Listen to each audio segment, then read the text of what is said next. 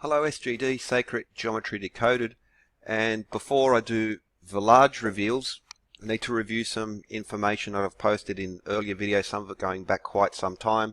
Also some interesting, or I think very profound, new information which will lay the groundwork for the future. But back to these ancient gods of weights and measure, Thoth and Shesat, who are also the gods of architecture and generally ancient science. And the previous episode will continue on from Vitruvian Man by Leonardo da Vinci, which is based on the ancient Roman architect engineer, 10 Books of Architecture by Vitruvius. That's where the name comes from. It's a study of geometry and measure and the principles of design and the philosophy of architecture, which is again outlined in Vitruvius's 10 Books of Architecture, an essential read for those who truly want to know. So we already talked about the measure. So the human body is designed by nature. So we're going to break down the units of how the human body connects to the temple of man and how the proportions of the body should correspond to the temple. So for the human body is so designed by nature that the face from the chin to the top of the forehead and the lowest roots of the hair is one-tenth part of the whole height, and the open hand from the wrist to the top of the middle finger is just the same. Before I carry on, we see that the human form is in a square. So from outstretched arms from tip of finger to tip of finger in an idealized form should be equal to the height. So every time I reference for height, we're also referencing the width of the human body with the arms outstretched. So what they're saying is that the face from the hairline to the tip of the chin is also equal from the wrist to the tip of the finger, forming 1/10 of the human body's height or width. And 1, 2, 3, 4, 5, 6, 7, 8, 9, 10, that checks out. Which is also relevant because face palm, so put the base of your palm at the bottom of your chin, and it should touch where the bottom of the hairline is. So the face is equal to a palm. Now this is important. I'll put the playlist in the description. Borobudur in Indonesia. Researchers there looking into the math and geometry behind this very extraordinary temple also found that the statues at Borobudur have, from the tip of the hairline to the chin, correspond to not just the larger temple as a whole, but the smaller pieces in there. They call this atala. So this is one example of temples such as these incorporating the measure into important parts. So it's not just like they just don't drop a clear ruler in front of you. There's levels of symbolism in there which will build to the whole. So if you're engaged in architecture, construction, without accurate measures, there is nothing. It's weights and measures is simply essential in any of this ancient architecture, as it is still now. Now, a relevant point to that would be an example like the Parthenon I mentioned earlier, but what we have, especially on the Doric order of architecture, we have these triglyphs on top. And Bulkins and others in the previous episode, I linked some videos in regards to the amazing stuff going on at the Parthenon. I've also did a series because I've found some of my own findings in regards to the pyramids as well. But the triglyph there represents the temple as a whole. And what you'll find is that a whole unit, because you can divide anything by anything, but what I mean is that not only will these triglyphs match as a whole, match it, not just the temple as a whole, but the individual pieces, but also at very beautiful numbers. So this is a common theme in ancient architecture across the world. So the ancients, whether it was using a measuring cord as with the Egyptians, or we have so many examples of measuring rods, whether it's Egypt, Sumer, Rome, Greece and elsewhere, even in, for instance, the Babylonians, where they even revered not just the measure, I think even the ruler is a double-edged meaning, because the ruler sets the ruler of measure. So the ruler of the country defines the rules as well. But also surveying, and that's a very important feature. So Shesset, I did a series on her, the stretching the cord ceremony, how that's so important to, firstly, before you build a temple, you need to, or a city, you need to align it properly, you need to set out the floor plan or the city plan, and if the original temple design is done correctly, so for instance at Chartres, the floor plan defines the height and the width, and it's basically you take the floor plan and you fold it up and you get the height of it. It's all, this is a constant. But Shesset, so these particular gods, whether it's Nuar, Fuzi, Thoth, Hermes, or these others, mathematics, astronomy, geometry, architecture, surveying, so whether it's measuring, surveying is just another form of measure. These are essential elements in laying out any temple. Foremost of the builders. So weights and measures, and especially weights, we'll get to that, because the correspondence between ancient weight systems and measure systems to astronomical and geometric constants is just extraordinary. So geometry, math, astronomy, architecture via measurement, it just is. You cannot move away from those. So it's also important in day-to-day living. So whether it's taxing and measuring land, or in the marketplace buying grain or fruit or whatever it is, weights and measures are an essential part, building block of a foundation. So for instance, in the Book of the Dead, Thoth is also the male version of a god of weights and measures.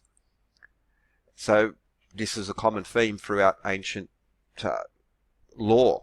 For instance, in the Book of the Dead, spell 25, which is essentially the 10 Commandments in ancient Egypt. Very important section about sins that you have committed or have not committed to pass through to the afterlife. I have not reduced the measuring vessel. I have not reduced the measuring cord. I have not encroached on the field, so I haven't falsely measured my land and approached someone else's. I have not added to the pan of the scales.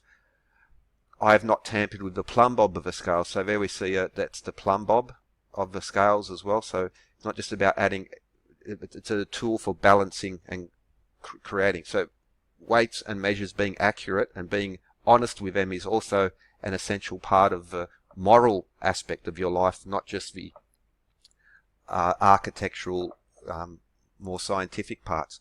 Whether it's the Code of Hammurabi, which specifies having defines, for instance, compensation if someone's committed a crime, or if you have the amount of compensation through standardized weights and measures. He also Hammurabi, now the rod and the rope, a symbol of weights and a symbol of measure. Now Shamash as well, the god of the sun, justice, morality and truth, he too holds the measuring rod.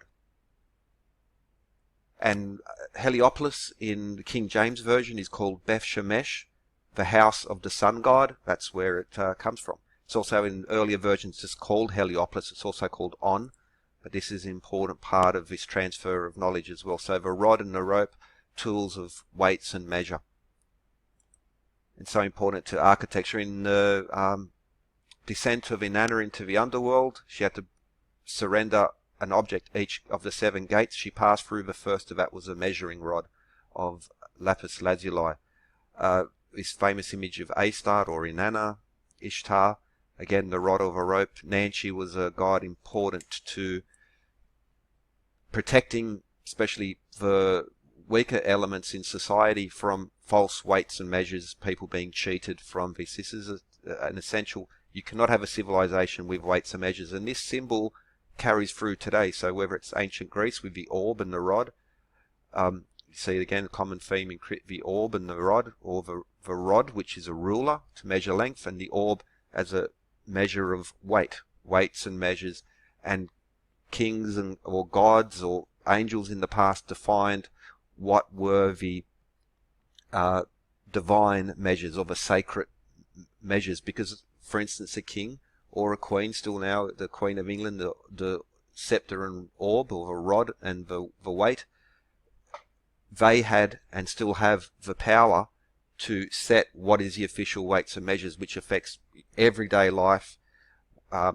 Again, whether it's paying tax, the land measurement, buying goods, buying services, you need to be able to measure these things so often.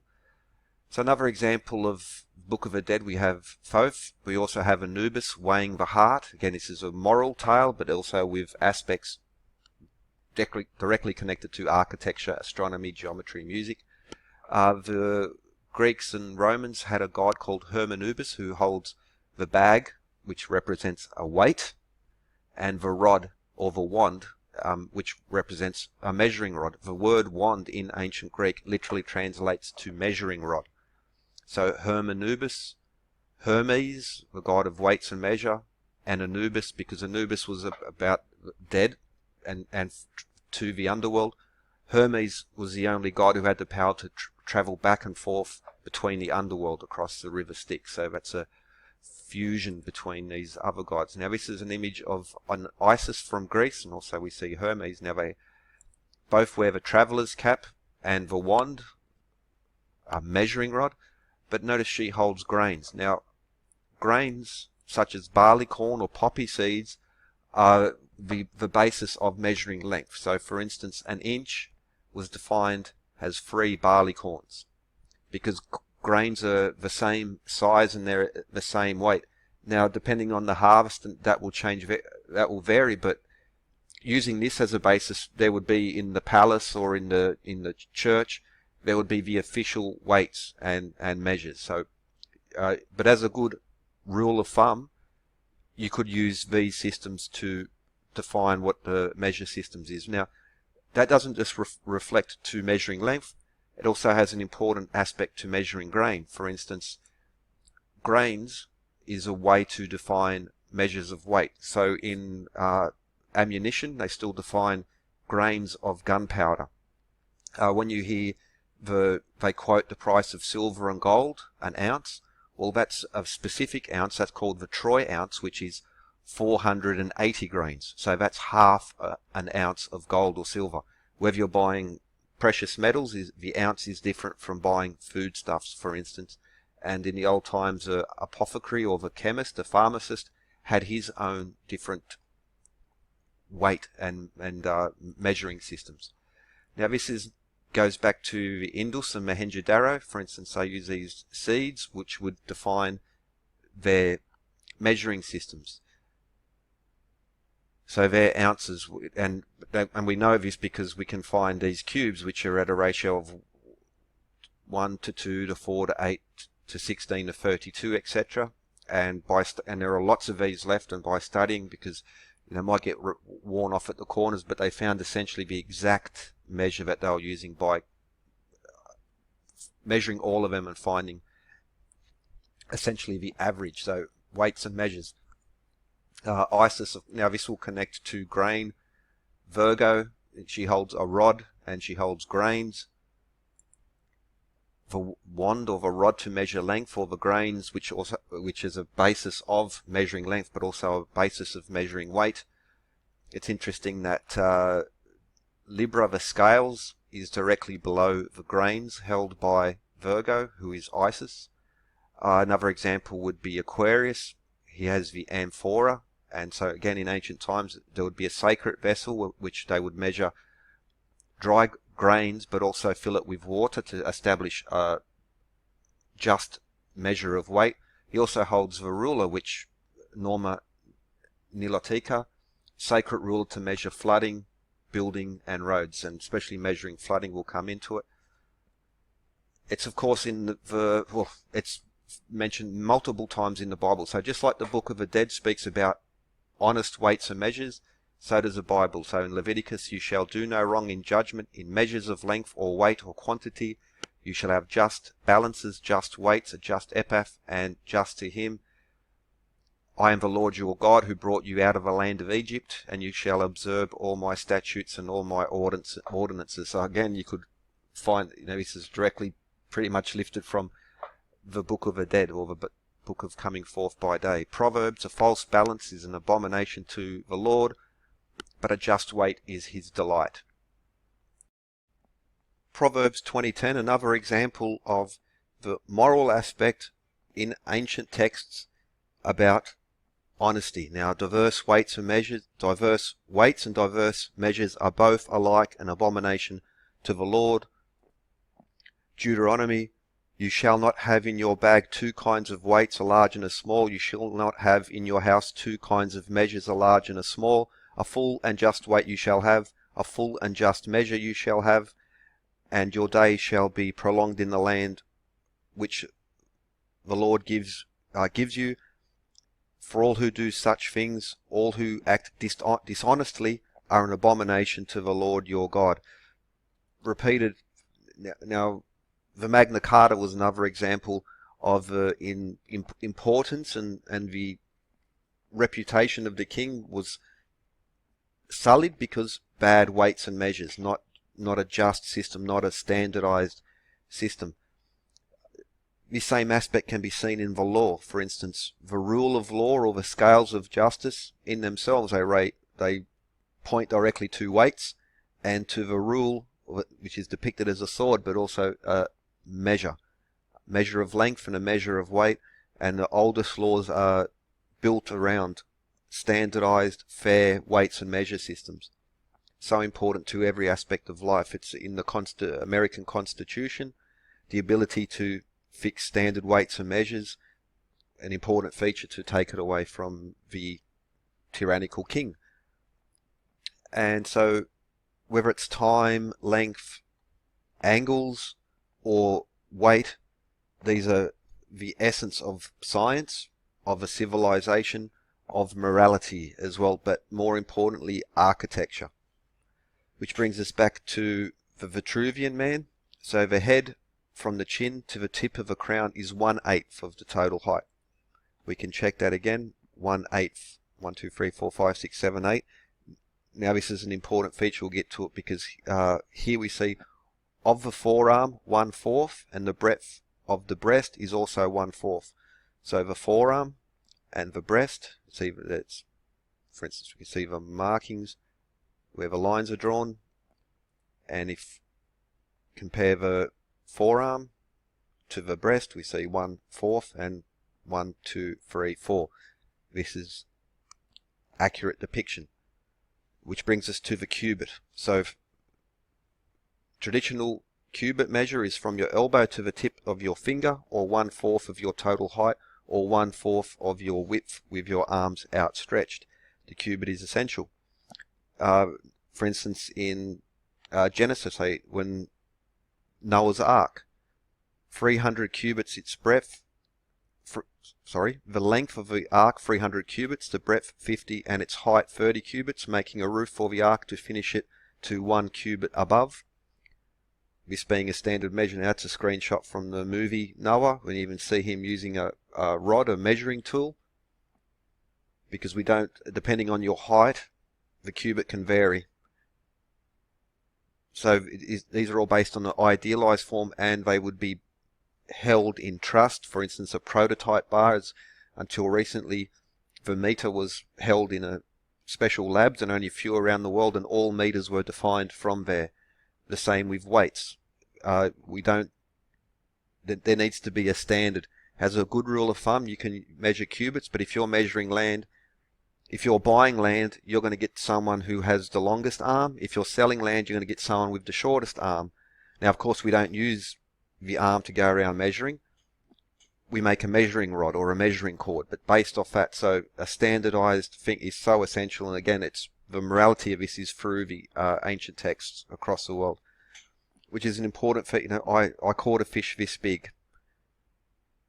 Being honest and accurate in your measures is an important feature in business and life in general to deserving a good reputation. And this is important in regards to the cubit, because the cubit is also features the hand. And how do we measure things? Well, we measure things with our hands and with our arms in general. So that's the way we do it. So many aspects of it in life. You go around, how do you measure? Well, you'll use your hand. Maybe if you want to measure the height of a table, you'll put your body up against it and then use your hand to gauge that height. But the hand or the arm is the essence of measuring. Now, for instance, the foot. There's a long-standing urban legend about it being based on the length of a king's foot. This is not. There's no evidence for that, because actually the foot is based on the hand. For instance, the thumb or an inch uncia, as it was called, the dividing the foot into 12, was based, still now, 12 thumbs. So whether it's the width of your thumb or the length of it from the knuckle to the tip is a very good approximate of an inch. So 12 thumbs make an inch by definition, really. And also we have fingers. So 4 fingers, 4 of those, or 4 palm, because the width of your palm should be, generally speaking, is the width of your 4 fingers. And so 16 fingers equals a foot. 12 thumb or 16 fingers is the definition of a foot. Which brings us to the Old Kingdom Egyptian cubit. So from the tip of your elbow to the tip of your longest finger defines a cubit. And then we have the width of your palm, or 4 fingers, divides the cubit into 7 units.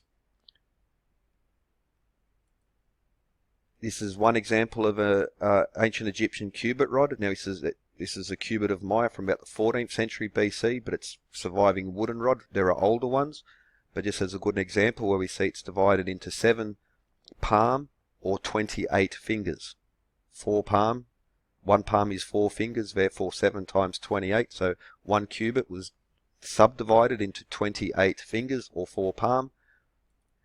So earlier surviving records of the Egyptians, we see them where they have the cubit, the palm, cubits, palms, and digits or fingers being the units of measure. And for instance, the Palermo stone, they would annually measure the flood of the Nile, an essential part of their life. And again, this is symbols be clearly recorded anyway. And the point is that we also have, so by studying the pyramids, other temple sites across Egypt, as well as surviving cubit rods, such as this stone rod in the Turin Museum, the Old Kingdom Egyptian royal cubit has been well established.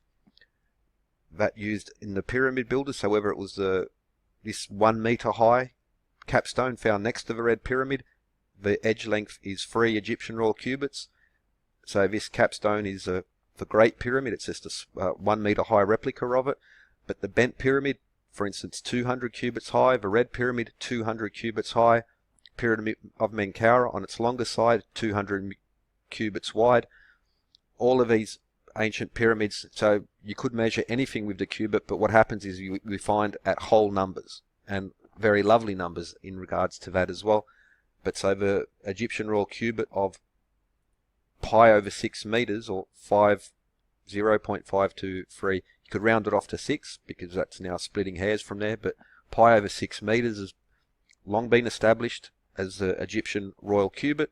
And it's interesting that if we have a 1 meter circle diameter, or a 1 meter diameter circle, using the seed of life, flower of life geometry, dividing the circle up into 6, we get 6 Egyptian royal cubits. Now, so therefore the circle is pi meters. 1/6 of that is pi over 6 Egyptian royal cubit. Now the remainder of that would be phi squared within a tiny margin of error, so there's a nice connection there, 6 over 5, but let's not go into that for now.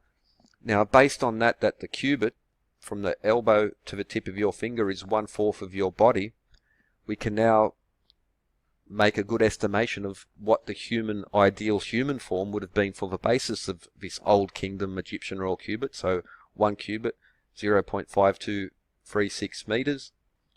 Therefore, the whole body would be 4 Egyptian royal cubits high, which would be a very, very tall person, over 2 meters or 6.8714 feet. Very interesting, very important, because there is a beautiful thing encoded here, which links, again, as we saw earlier, linking Vitruvian man to the pyramids. So, Vitruvian man, in the description, the length of the foot is 1/6 the height of the body. Of the forearm also, but because, anyway, let's just focus on the foot for the moment. So, and the neck, with the neck and the shoulder from the top of the breast to the lowest roots of the hair is 1/6. So there we see there and there.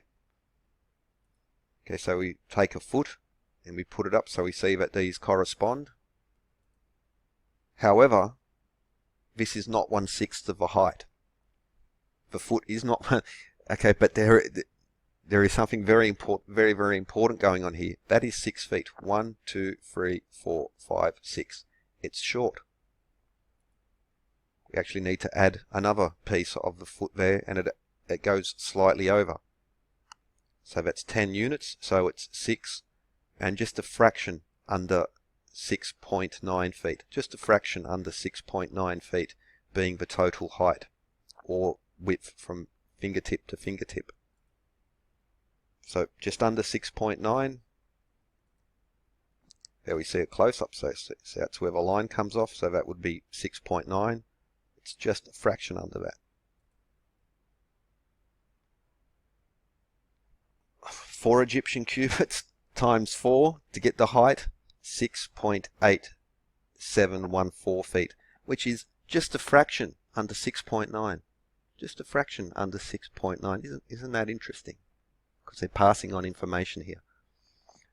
Now, Vitruvian man incorporating multiple pyramids, but all 3 of the Giza pyramids, for instance, the Menkaure pyramid is at a 8:5 ratio, Fibonacci's, but 8:5, so whether it's the width or the height of a square to the radius of a circle, 8:5.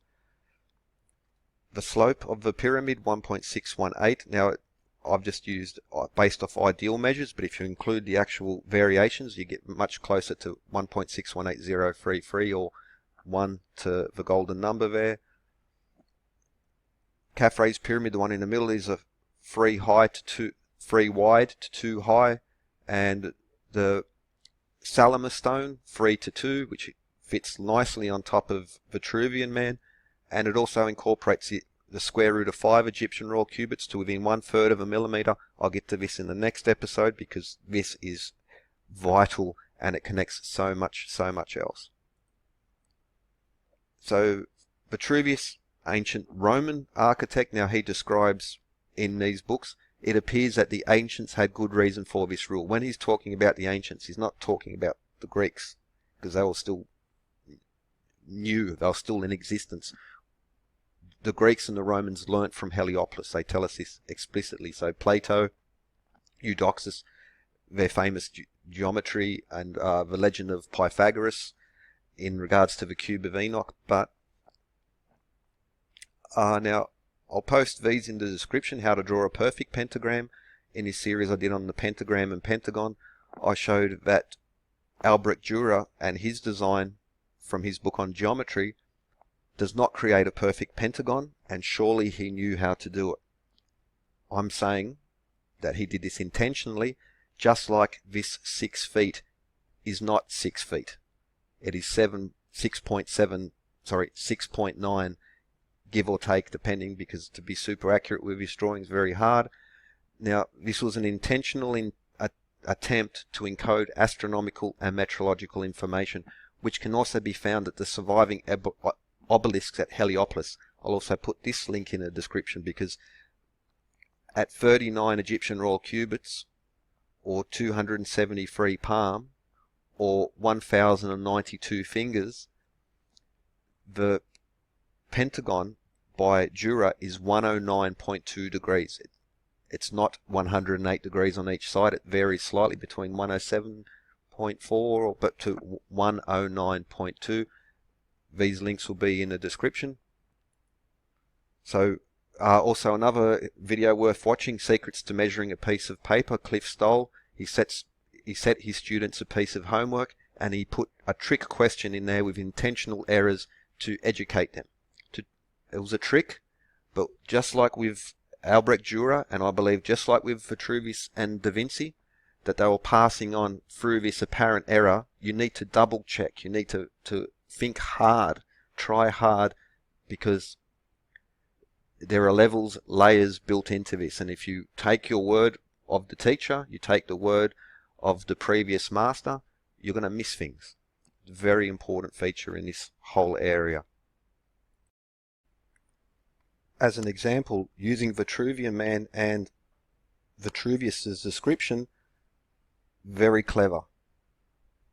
Deep, esoteric, hidden knowledge that requires initiation, in that if you just read it and you'll believe that it's 6 feet, but it's actually just under 6.9 feet. 6.9 allegedly modern English feet equals 4 Egyptian royal cubits, which was, well, the English foot was at least as old as the Salamis stone from the ancient Greeks. And this correspondence, well, there's also another little trick in there. So it's not 6. They were too clever to have done this, to have made this error, and for it to have been repeated throughout the books of Da Vinci, but also in the Vitruvius's 10 books of architecture. If you read through it, what each page would be 100 pages of modern description. Lots of code in there. And, well, there's another interesting one because, well, 4 Egyptian royal cubits, that's 28 palms or 112 fingers. If you're familiar with your vesica and the square root of 3, or the alchemy such as that of Geber, 112, very, very important number in the geometry and all alchemical traditions as well. This will all relate back to the pendulum and the correspondence between the allegedly modern meter between the second, as in 86,400 seconds per day, which has much to do with the Great Pyramid itself, but also the differences between the tropical and the sidereal year.